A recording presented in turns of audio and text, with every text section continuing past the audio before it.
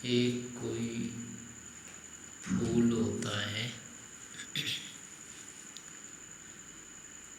वो फूल तो वही रहता है, पर वो कभी छोटा रहता है, कभी बड़ा हो जाता है, कभी अविकसित रहता है, कभी विकसित हो जाता है। शुरू से अंत तक वो वही का वही रहता है और पौधा बदल भी जाता है। ऐसे कोई पत्ता भी होता है, आरंभ से अंत तक पत्ता तो वही रहता है, पर वो जैसा शुरू हुआ वैसा नहीं रहता है, पूरा ही बदला रहता है। ऐसे ही हमारा शरीर भी है, रहता वही है और पूरा का पूरा बदल जाता है। तो ये वही का वही रहना और पूरा का पूरा बदल जाना, ये कैसे हो जाता है? एक में ही कैसे होता है? वही है तो बदला कौन, और बदला है तो वही कैसे? तो इसमें ऐसा समझना चाहिए, जो परिवर्तन का कारण होता है वो तो वस्तु के धर्म होते हैं, गुण। गुणों में, धर्मों में परिवर्तन होता रहता है, लेकिन जो गुणी होता है, धर्मी, वो नहीं बदलता है, वो एक ही रहता है। तो धर्म और धर्मी या गुण और गुणी, इन दो के आश्रय से ये दोनों परिणाम होते हैं। ज्यों का त्यों भी रहना, वही का वही भी रहना और बदल भी जाना। धर्मी में भेद होता रहता है, धर्म में भेद होता रहता है, धर्मी में अभेद रहता है। तो इस कारण से क्या होता है, एक ही वस्तु में, चूँकि धर्म धर्मी से अलग होता नहीं है, वो उसी में रहता है, लेकिन धर्म तो कई होते हैं, धर्मी एक ही होता है, इसलिए धर्म में परिवर्तन होता रहता है, धर्मी में परिवर्तन नहीं हो पाता है। ये नित्य वस्तुओं में भी लगेगा और अनित्य में भी लगेगा, द्रव्य अवयवी में भी लगेगा और निरवयव में भी ये नियम लागू होता है। ईश्वर में भी लग जाता है। ईश्वर जब प्रलय रहेगा तो उसको क्या ज्ञान होगा, और जब संसार रहता है तब उसके ज्ञान में अंतर होगा कि नहीं? उसके कर्म में, ज्ञान में अंतर होगा नहीं होगा? इसकी अनुभूतियों में भेद होगा कि नहीं?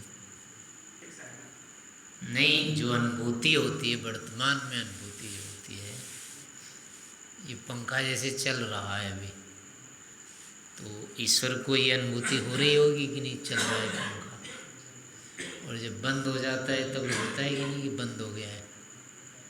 ऐसे होगा ना उसको भी। तो इतने यहाँ जो उठापटक सब कुछ हो रहे हैं अभी, प्रलय में तो ये सब कुछ नहीं होता है, तो प्रलय में भी क्या उसका उठापटक का ज्ञान होता रहता है, तो ज्ञान में भेद हो गया ना। बात ये है कि ईश्वर में भी परिवर्तन होता है कि नहीं, उसके धर्म, ज्ञान में, कर्म में एक समान ज्ञान कर्म तो उसका भी नहीं रहता है ना, उसमें भी परिवर्तन हो जाता है। तो जब ईश्वर निरवयव है, सर्वज्ञ है, सर्वव्यापक, सर्वशक्तिमान है, सब कुछ है, इतना होने के बाद भी उसके ज्ञान कर्म प्रयत्न में भेद हो जाता है, तो बाकी जीवात्मा का तो होना ही होना, इसमें क्या है, उसका भी होगा। और ऐसे ही फिर प्रकृति में भी हो जाता है। प्रकृति भी कभी बदलती नहीं है, वही वही रहती है, लेकिन उसके अवस्थाओं में अंतर हो जाता है। अभी एक अवस्था इसकी है, ये संसार है, प्रकृति की एक अवस्था है, ये कार्य अवस्था है ये, और ये हट जाएगा तो कारण अवस्था आ जाएगी उसकी। प्रकृति अभी भी वही है, और इससे जब हट जाएगी, संसार जब नहीं रहेगा, तो भी प्रकृति वही रहेगी, वो नहीं बदलेगी। तो संसार भी जो होता है वो प्रकृति का धर्म कहलाता है, महत्व तो उसका धर्म है एक। अहंकार भी धर्म है, मन धर्म है, इंद्रियां तन्मात्रा धर्म है, ये 5 भूत हैं ये धर्म है, विश्व भेद ये सारा ये प्रकृति के धर्म है ये। इसलिए इनमें परिवर्तन होता रहता है धर्मों में। और धर्मी में नहीं होता है परिवर्तन, वो वही रहता है। तो इस कारण से सदैव यानी कि कभी भी एक जैसी अवस्था भी नहीं रहेगी, कभी नहीं रहेगी एक जैसी अवस्था, सदा परिवर्तन होता रहेगा और कभी ये समाप्त भी नहीं होगा। कितना ही बदल जाए, कितना ही बदल जाए, बदलते बदलते बदलते भी समाप्त नहीं होगा इसका बदलना, कभी बदलता ही रहेगा, बस इतना ही होगा। तो इससे क्या होगा कि अब है भी वो भी है भी और ऐसा भी नहीं है, वो भी है और वो नहीं भी है, ऐसा भी कह सकते हैं। वस्तुतः है वो भी और वैसा भी वैसा नहीं भी होता है, जैसा है वैसा नहीं भी रहता है। जब इस नियम से कहते हैं कि धर्म और धर्मी दोनों अलग अलग नहीं होते, एक ही होते हैं। धर्म ही धर्मी होता है, नहीं गुण ही गुण ही होता है, गुणी से गुण अलग तो होता नहीं है। जब दोनों को मिला देते हैं एक, तब कहेंगे कि कहीं कोई परिवर्तन नहीं हुआ है। और यदि दोनों को अलग अलग मानते हैं, धर्म धर्मी अलग कर देंगे, तो अब नहीं कह सकते कि ये वही है। अब दोनों में अंतर हो जाता है, एक कार्य अवस्था हो गया, एक कारण अवस्था हो जाती है। कारण अवस्था में धर्मी अपने पूरे स्वरूप में रहता है,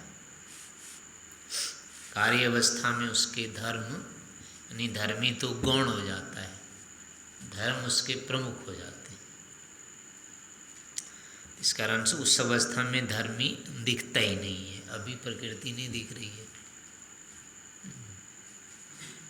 प्रकृति अभी भी, इसका अभाव नहीं हुआ है, कहीं नहीं गई है, लेकिन दिखेगी कहीं नहीं, क्योंकि उस अभी क्या है, उसके सारे जो धर्म हैं वो अपने अपने यानी अवस्था भेद में परिवर्तन में चल रहे हैं।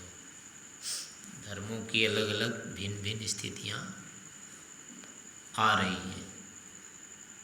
कभी धर्म की प्रबलता है, एक प्रकार से प्रधानता है। प्रलय हो जाएगा तो धर्म की प्रधानता हो जाएगी, वहाँ धर्म नहीं दिखेंगे, वो गौण हो जाएगा। धर्म तो रहते हैं पर गौण हो जाते हैं, वहाँ धर्मी प्रधान हो जाता है। इस कारण से अब इस संसार में भी ऐसा ही चलता रहेगा, परिवर्तन भी होता रहेगा। यहाँ पर कभी एक जैसी स्थिति नहीं रहेगी। और बदलते रहने के बाद भी कभी ऐसा नहीं होगा कि अब के बाद कोई परिवर्तन नहीं होगा, नहीं कुछ नहीं रहा, ऐसा नहीं होगा कभी। सब बदल के भी वही रहेगा। तो एक तरह से फिर क्या होती है, इसकी आवृत्ति हो जाती है, यानी कि परिवर्तन होते होते होते होते क्या होगा, वापस फिर वहीं आ जाएगा। संसार एक जगह से चलता है, चलते चलते यानी इसमें परिवर्तन भी जो होते हैं वो अनंत परिवर्तन नहीं होते हैं। परिवर्तनों की भी संख्या नियत है, इतनी परिवर्तन होगा, उसके बाद वापस आ जाएगा। वो जैसे पहिए होते हैं ना, वो वाले स्पोक वाले, क्या बोलते हैं उसको, अरे, तो एक के बाद दूसरा, दूसरा के बाद तीसरा, तीसरा के बाद फिर वही घूम घाम के वही आ जाता है, वहाँ पर वापस आ जाता है। तो यानी अनंत नहीं होते हैं, वो घूमते तो रहते हैं, लेकिन वो सीमित होने के कारण फिर वापस वही आ जाते हैं। तो ऐसे ही संसार में भी जितना भी परिवर्तन भले यहाँ अनंत दिख रहा है, लेकिन ये परिवर्तन होते होते वापस ये हो जाते हैं, फिर वही हो जाएगा, फिर से वैसे ही हो जाएगा। अपने शरीर में भी इसमें क्या होता है कि वापसी नहीं दिखती है। यहाँ एक शरीर बना ये, उसमें परिवर्तन होने लगा, होते होते होते इसमें स्थिति आती है कि वापस नहीं आता है। तो इसमें यही कारण होता है कि इसका जो अनागत है और अतीत, इन दोनों में क्या है, संबंध नहीं रहता है। अनागत के बाद अतीत नहीं आता है, जुड़ता नहीं है दोनों। ये फिर पहले पीछे जाएगा ही, क्योंकि ये बीच की स्थिति है। ये शरीर के जो धर्म है ये कुछ बीच के धर्म है। धर्म के रूप में तो ये ऐसे बदलते रहेंगे, और यहाँ का परिवर्तन भी जो होता है इसके पीछे चूँकि द्रव्य भी रहता है। कोई शरीर जो बन रहा है इसमें नए नए द्रव्य आते रहते हैं, अवयव आते रहते हैं, पुराने निकलते जाते हैं, तो पुराने की जगह पर नए बैठते रहते हैं। तो वो आकृति तो इसकी वही रहती है, जाति और आकृति ये नहीं बदलते हैं शरीर के आदि जो कुछ भी होते हैं। तो दूसरी चीज़ वो भी है, जाति और आकृति ये नहीं बदलते हैं। अब ये बहुत अधिक अगर बदल गए तो आकृति भी बदल जाती है,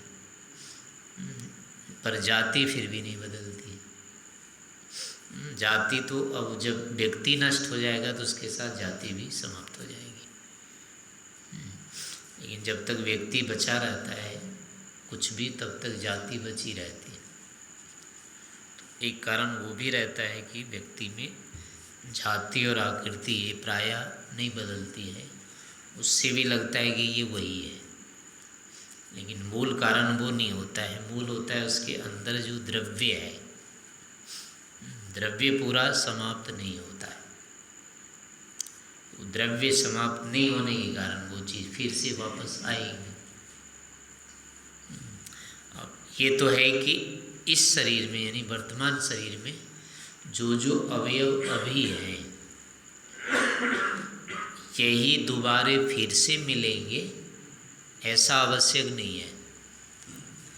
वर्तमान शरीर में जो परमाणु हैं अभी प्रकृति के, यही परमाणु फिर मिल जाएंगे, इसका नियम नहीं होता है। लेकिन मिल भी सकते हैं और नहीं भी मिल सकते हैं, लेकिन ये इस आकृति और जाति रूप में फिर मिलेंगे। ये आकृति जाति फिर हो जाएगी मिट करके, नष्ट होने के बाद से। जैसे मनुष्य की आकृति है, वृक्ष की, पशु की, पक्षी की, ये आकृतियाँ वापस फिर होगी नष्ट होने के बाद भी, ये वैसे ही आ जाएगी वापस। है ये सीमित है जातियाँ इसकी। जैसे गुण हैं वो तो बहुत सारे हैं, लेकिन जातियाँ बहुत सारी नहीं बनाई जा सकती है, क्योंकि गुणों की यानी वो मेल हो जाता है कि कई जो गुण हैं वो एक जैसे हैं, और एक जैसापन अनंत नहीं है, कुछ ही है वो एक जैसापन। तो सारे के सारे एक जैसे भी मिल जाते हैं वो, इसलिए बहुत सारे एक जैसे नहीं हो पाएंगे। एक एक परमाणु तो बहुत सारे हैं ये, लेकिन फिर भी वो भी नियत है, उसकी भी सीमा है। ऐसा नहीं है कि वो असीमित है। हमारी दृष्टि में तो प्रकृति के परमाणु असीमित हैं, लेकिन ईश्वर की दृष्टि में वो असीमित नहीं है। तो असीमित ना होने के कारण से क्या होगा, वस्तु तत्व तो असीमित नहीं है, वो सीमित ही है। तो इसलिए अब उन्हीं का घूमना तो उन्हीं का होगा, वही वही वापस वापस आते रहेंगे। तो अब चूँकि वो अकेले अकेले नहीं आते हैं हमारे सामने, वो कई एक जैसे होते हैं, वो कई एक साथ मिल मिल करके ही बनते हैं। अब जैसे हमारे शरीर में है, अब एक चमड़ी है, इस चमड़ी के जितने परमाणु हैं वो सब एक जैसे हैं, अभी एक जाति के हैं तो एक जैसे हैं। अब फिर हड्डी के हो गए, हड्डी के परमाणु चमड़ी जैसे तो नहीं है, लेकिन हड्डी में आपस के परमाणुओं में एक जैसे ही हैं वो। तो ऐसे रस के, रक्त के, मांस के, हड्डी के, मज्जा के, इन सब के परमाणु जो है वो जाति रूप में है, लेकिन जातियाँ फिर अलग अलग हो जाती है। तो ऐसे भेद भी हो जाता है और अभेद भी रहता है, एक जैसे भी रहते हैं और अनेक भी होते हैं। तो कुल मिलाकर के फिर क्या होता है, चूँकि द्रव्य नियत होने के कारण, अनंत न होने के कारण, तो संयोग होता रहेगा आगे आगे, लेकिन फिर वो एक दिन वापस की स्थिति आएगी, फिर से वैसे हो जाएगा।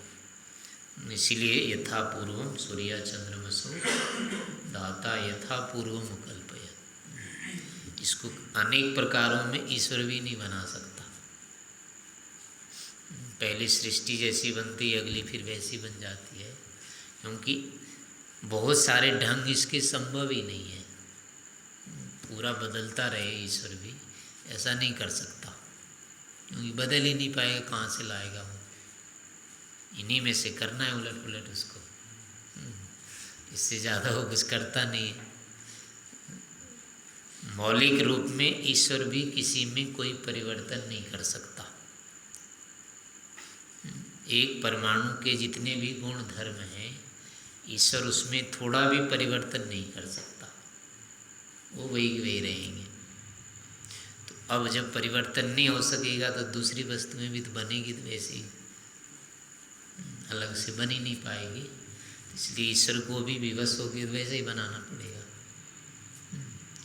वैसे बनाने के बाद अब फिर है कि वो बिगड़ जाएगी, फिर दोबारा बनाएगा तो वैसे ही बनेगा। इसलिए क्या होता है, ईश्वर के द्वारा भी ये वस्तुएं भले ही अनंत है वो हमारी दृष्टि में, और एक सीमा काल तक परस्पर ये इनके क्रम बदलते भी रहते हैं। इसलिए हर समय लगता है कि इनमें परिवर्तन हो रहा है, लेकिन अंततः परिवर्तन किसी में कुछ नहीं होता। इसको परमार्थ रूप में कहते हैं। परमार्थ रूप में कोई कुछ नहीं होता है, वही का वही रहता है। तो उस स्थिति में चाहे हम जो आत्मा है वही रहेंगे, कभी कुछ नहीं होगा हमारा। प्रकृति के जो परमाणु हैं वही रहने हैं, कुछ नहीं होना है इसका। ईश्वर भी वही रहने हैं, कोई अंतर नहीं आना है। तो अंतर जो वहाँ होगा केवल जो अनेक अवयव हैं, और उन अवयवों के जो गुण हैं, उन गुणों का आपस में जो संयोग होगा, उनका जो क्रम होगा, वो बस बदलता रहेगा। तो संसार में क्या होता है, केवल क्रम भेद होता रहता है। क्रम भेद के कारण से जो उसके अवयव होते हैं, मूल द्रव्य होते हैं, उसके गुण कभी किसी के साथ, कभी किसी के साथ, कभी किसी के साथ, इस रूप में वो एक दूसरे के साथ संबद्ध होते रहते हैं। इसलिए उनका नया नया रूप आकार ये उभरता रहता है, ये बनता रहता है। तो अब चूँकि हमको पिछले रूप क्या थे वो याद नहीं रहते हैं, याद नहीं रहने के कारण वर्तमान में जो अब रूप आया तो उन दोनों का मिलान नहीं कर पाते हैं। जब मिलान नहीं करते हैं तो लगता है ये तो नया है। अगर मिल जाए ना पिछले जैसे तो फिर नहीं लगेगा कि नया है, लेकिन पिछला नहीं मिलता है, वो याद नहीं रहता है, स्मृति उसकी हमारी समाप्त हो जाती है। इसलिए आगे से आगे नई से नई चीज़ें हमको दिखाई देती है। अगर ये पिछली चीज़ें याद रह जाए, ये पता चल जाए कि नहीं ये तो वही है, तो नयापन अपने आप समाप्त हो जाएगा। तो इसमें क्या होता है कि कहने का है कि संसार में इस रूप में यदि हम इनका परीक्षण करते जाएं, देखते जाएं, तो कई चीज़ें मिलेंगी कि ये तो वही की वही हो रही है। कुछ परिवर्तन भी हो रहा है, लेकिन परिवर्तन होते हुए बहुत कुछ वही के वही है। जैसे अभी पत्ते सारे झड़ गए थे, नीम के, अन्य के, इसके सारे पत्ते झड़ गए थे ना, और फिर आ गए। अब वो पत्ते वैसे जैसे पहले वाले थे वैसे ही इस वाले भी हैं। जिसके लंबे चौड़े थे उसके लंबे चौड़े ही हैं, केवल लंबे लंबे थे उसके फिर लंबे लंबे ही आ गए। तो जैसे पत्ते पहले थे फिर वे वैसे ही आ गए। और फिर ये साल भर में फिर पत्ते बदलते भी रहेंगे। अब आने के बाद भी अभी तो लाल लाल से थे, कोमल कोमल से थे, अब थोड़े थोड़े फिर क्या होंगे, कठोर होते जाएंगे, हरे हरे होते जाएंगे। लाल के बाद पीला होगा, पीले के बाद हरा होगा, हरे के बाद फिर ये मरेंगे, फिर पीले हो जाएंगे, फिर सफ़ेद से हो जाए, भूरे हो जाएंगे, फिर गिर जाएंगे। तो जो स्थितियाँ अभी पिछले साल हुई थी उतनी फिर होगी, इनकी वही होगी, उसमें अंतर नहीं आएगा, वही की वही होगी फिर से। लेकिन थोड़ा सा अंतर ये होगा कि इस साल जो पत्ता गिरा, अभी जो गिरा, तो डाली के या टहनी के जिस देश में था, अभी नया वाला पत्ता फिर वही नहीं आया, उससे थोड़े से हट के आता है अलग जगह में। तो पत्ता तो वैसे ही आता है, लेकिन कभी भी दोबारा पत्ता उसी स्थान में नहीं आता है जिसमें से पहला पत्ता गिरा है, जहाँ से। तो ऐसे क्या होता है, फिर वो थोड़ा थोड़ा अंतर होते जाता है। ऐसे तने से लेकर के टहनियों में, टहनियों से आगे लेकर के फुनगी तक, ऐसे थोड़े थोड़े परिवर्तन भी होते जाते हैं, लेकिन वो चीज़ भी वैसी रहती है। अब जैसे पिछली टहनियाँ थी, निकली थी, अब थोड़ी मोटी मोटी हो गई और डाली सी हो गई, और जो नई टहनियाँ निकली वो थोड़ी छोटी टहनी हो गई उसकी। तो यही क्रिया पिछले साल भी थी, और अब फिर इस साल भी वही क्रिया होगी। बस अंतर इतना होगा कि अब पहली सी टहनी थी वो थोड़ी डाली हो गई, मोटी हो गई। अब ऐसे जड़ जो था, तना जो था उसका, पहले उसकी मोटाई कुछ कम थी, एक साल में उसकी मोटाई थोड़ी बढ़ जाती है, एक परत उसमें बन जाती है। ऐसे उसकी परतें हर वर्ष बढ़ती जाती है, उसकी मोटाई बढ़ती जाती है। तो ऐसे आकृति बढ़ती जाती है उसकी, लेकिन पिछले साल जैसे बढ़ी थी अगले वाली वैसी बढ़ेगी। बढ़ने का जो क्रम परत क्रम होता है वो वैसे बनता जाता है। इसलिए कुछ चीज़ें जो होती है वो पुरानी की पुरानी होती है, वही आवृत्ति होती है उसमें, और कुछ चीज़ें फिर होती है वो नहीं हो जाती। तो जितने भी निर्माण हैं हर जगह में यही दोनों चलता रहता है। कुछ भाग तो वही का वही रहेगा, और कुछ भाग वो बदला हुआ सा रहेगा। तो अब हम जब उस जो नहीं बदला है उसको हम बुद्धि से हटा देते हैं, यानी जो डाली वही है, पत्ते की गोलाई लंबाई चौड़ाई जो है आकृति ये वही है, इसको हम बुला देते हैं। अब उसका रूप केवल देखते रहते हैं। पहले नीला था, पहले लाल सा था, फिर हरा हो गया, पीला हो गया। तो ये हमको दिखता रहता है, वही देखते हैं तो उससे लगता है कि नया हो गया सब। ऐसे शरीर में भी होता है, इसकी लंबाई चौड़ाई पहले थोड़ी होती है, वो धीरे धीरे बढ़ती जाती है, लेकिन वो आकृति नहीं बदलती है।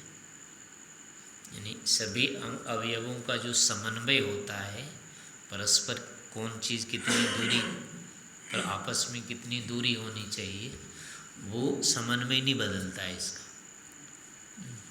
इस उंगली की अपेक्षा ये उंगली कितनी बढ़नी चाहिए, उतने ही इसमें भी बढ़नी चाहिए। तो ये जो आपस का मेल है ये नहीं बदलेगा।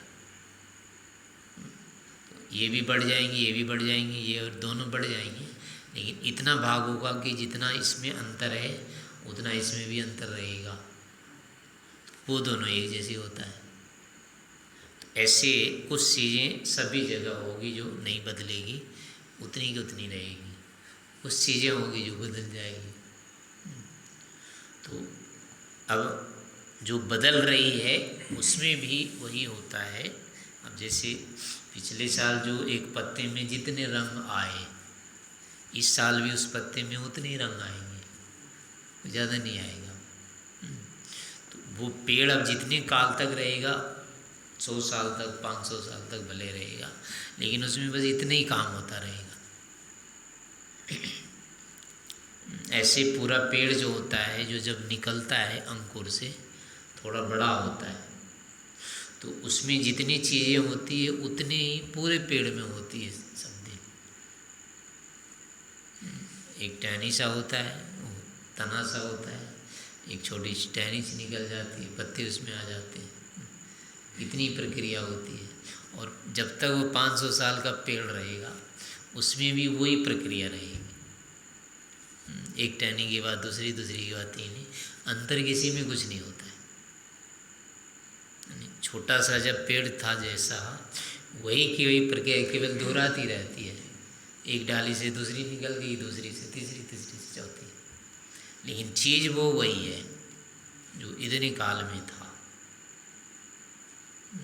तो ऐसे करके इनको देखने से फिर क्या होता है, तब लगता है ये तो वही है। और ऐसे जब पूरे संसार के विषय में हो जाएगा, सभी पदार्थों के विषय में विचार करते करते करते, ऐसे सोचते सोचते, वो फिर जो चीज़ें होती है नहीं बदलने वाली, वो बैठ जाती है बुद्धि में। फिर लगता है ये तो ऐसा ही है बस। तो कालांतर में आते आते पूरे संसार के विषय में ऐसी बुद्धि बन जाती है कि बस इतना ही होता है, ऐसा इतने परिवर्तन होते हैं, इतने ही इसके गुण होते हैं।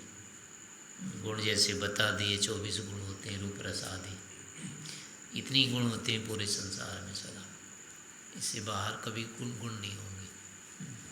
तो ऐसे करते करते करते बुद्धि में ये बातें आ जाती है एक दिन, उस दिन लगने लगता है फिर संसार का नयापन समाप्त हो गया। फिर यहाँ नहीं, परिवर्तन दिखता ही नहीं है। जैसे हम मुट्ठी बांधते हैं, खोलते हैं, बांधते हैं, वैसे तो नया नया हो रहा है अगली अगली मुट्ठी, लेकिन कुछ अंतर नहीं लगता है। तो वही है, इसमें क्या भेद है, बांध दिया खोल दिया, बांध दिया खोल दिया, वही वही चीज़ें होती है। तो ये स्थिति पूरे संसार के विषय में हो जाती है, ऐसे पूरे पदार्थों के विषय में भी हो जाती है। इतने ये प्रकृति के हैं, इतना जीवात्मा है, इतना परमात्मा का भाव हो जाता है। तो ऐसे धीरे धीरे अंत में जाकर के हमारी बुद्धि इस रूप में बन जाती है कि कहीं कोई नयापन नाम की चीज़ नहीं रहती, सब पुराने के पुराने हो जाते हैं, वही के वही हो जाते हैं। तो यही अवस्था भी क्या होती है, मुक्ति की हो जाती है। इस अवस्था में फिर अपवर्ग हो जाता है, और जब तक ऐसा नहीं आएगा वो बंधन की अवस्था, तब तक ये जिज्ञासा आश्चर्य सब बना रहेगा। उस स्थिति देखने पर ये आश्चर्य हट जाता है अपने आप। तो उस दिन ये हमारा जो कार्य होता है बुद्धि का, ये पूरा हो जाता है। इस प्रकार से इनको सोचते विचारते रहना चाहिए।